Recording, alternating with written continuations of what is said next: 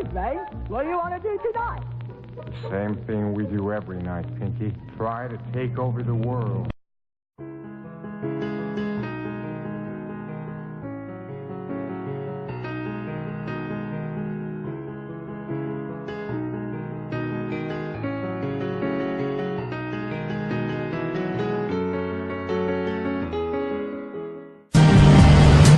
I first met him in the early 80s, in a Chinatown of urban Java. He didn't want his real name or address revealed, so we called him DJ for Dynamo Jack. He was only a healer, he said, but he did direct a powerful energy generated from his own body into his patients. Sometimes he used the needles, sometimes just his hands. He called the energy Qi, and it was so strong that he usually needed a grounder to hold his patient's feet. For years we followed him around Java on his healing rounds, pleading to be allowed to film him, but he always refused, saying his powers resulted from a type of meditation with an ancient tradition of secrecy. It was only when my brother Lorne was suffering from a serious eye infection that he finally allowed us to film him in 1987. It was nothing like any acupuncture I'd ever had. I was getting really powerful electric shocks and couldn't control my movements at all. Yin yang, positive and negative, you know. And my positive from here and my negative from here. And we meet together, this can get like electricity. And is this because you're special? You have a special sort of body? Meditation every day. It's meditation that does it? Meditation every day. Like you can touch me, like this. It's nothing, okay? It's my burn. Just like this. For our sound recordist, it was also a shocker.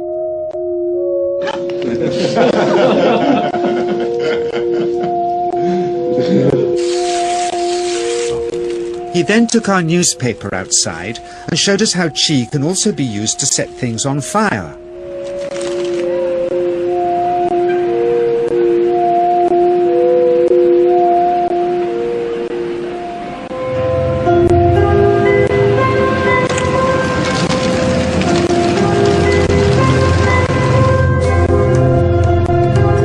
When he heard we'd shown this footage in public, he was very upset and refused all our future efforts to contact him again. As the years passed, we sadly resigned ourselves to never seeing him again. My brother Lorne never did, for by 1997 he was already dead, when I again found myself with DJ, now treating me for an eye problem.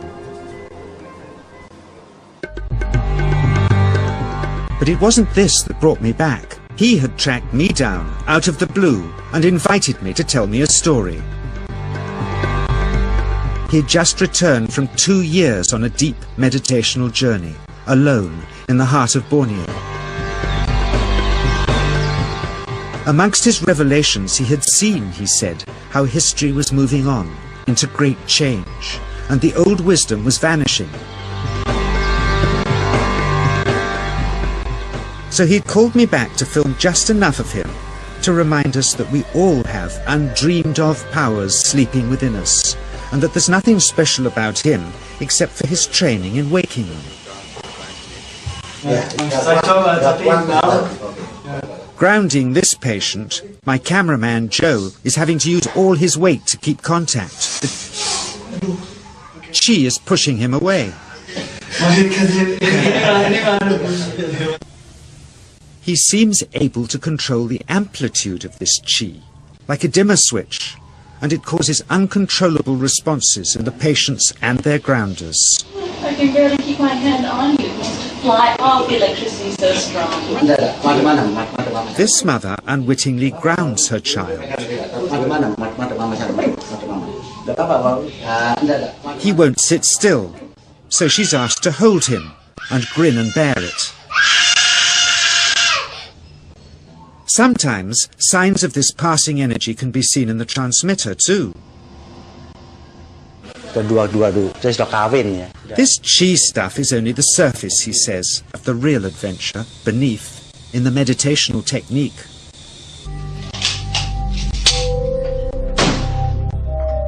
projecting chi from the palm of the hand can also be used to resist rifle pellets, he says.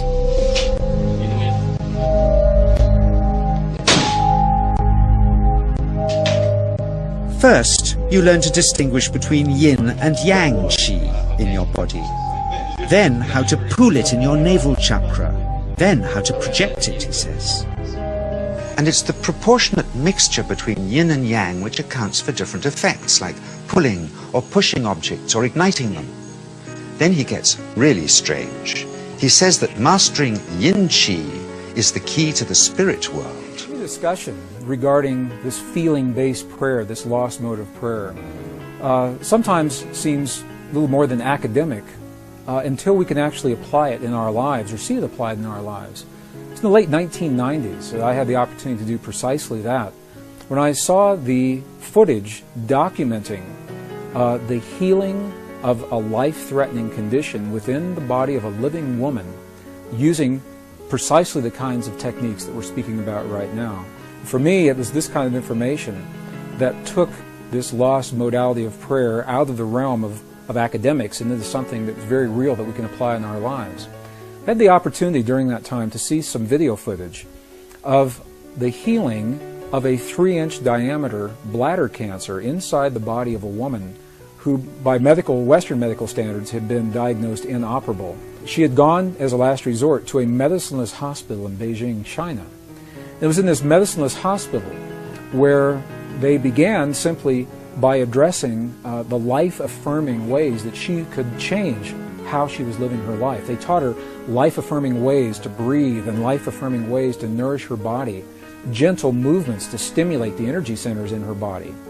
And as she was doing these and strengthening her body, at one point it made sense to undergo a process. Now I'd like to share this. I'd like to describe it to you as a very potent example of how the feeling world inside of our bodies has a direct effect, in this case a very graphic effect, on the world beyond our bodies. So in the video documentation, the film shows a woman lying on in a hospital room. She's fully awake, she's fully conscious, she believes in the process that's about to happen. Before her, there is an ultrasound technician who is running an ultrasound wand over her lower abdomen that we can see on a split-screen television. And on the left-hand side of the screen, they do a snapshot, a freeze frame of an instant in time for reference, so we can see what her condition looked like in that instant in time. On the right-hand side of the screen, we are able to watch real time as 3 practitioners stand behind her, working with the energy in her body and with the feelings in their bodies. And what they do is they begin to chant a word that to them they've agreed upon, that reinforces the feeling within them that she's already healed. The chant essentially says, already healed, already done. And as they begin to have this feeling and to say these words among themselves, on the computer screen, on the television screen, we can watch in real time this cancerous tumor as it disappears in less than 3 minutes real time. It's not like time-lapse on a documentary where you see a rose unfold in 30 seconds in something that normally takes days. This literally happens in less than 3 minutes. Her body responded to the feelings of the practitioners who were trained to have the kinds of feelings that they were having. And all they were feeling was the feeling of what it feels like to be in the presence of a woman who is already healed, fully enabled, fully capacitated. They were not seeing her as a woman who was sick, and they weren't saying, bad cancer, you've got to go away.